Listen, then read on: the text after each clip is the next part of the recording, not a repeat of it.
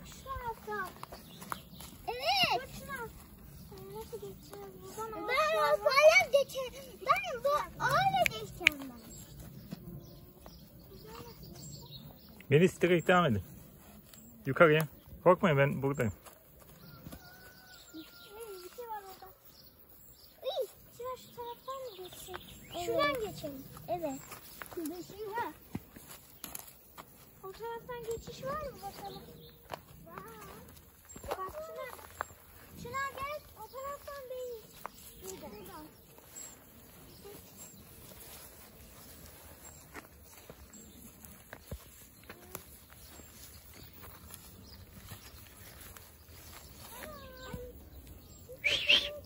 O taraf.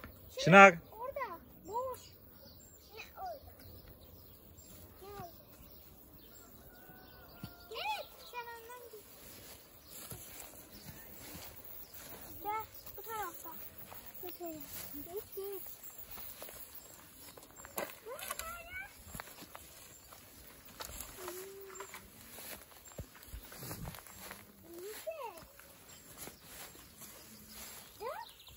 Köpek kulübesi mi? Ne? Köpek kulübesi. Buradan bir buradan. İçine girme, içine girme. Niye? İçine girme, öyle bak. Şuraya burada 2-3 tane köpek yatar ha. Şöyle diklemesine yatsalar 3-4 tane olur ama yan yatsalar 2 tane 3 tane ancak. Kim yaptı acaba bunu? Bilmiyorum, adamlar yapmış.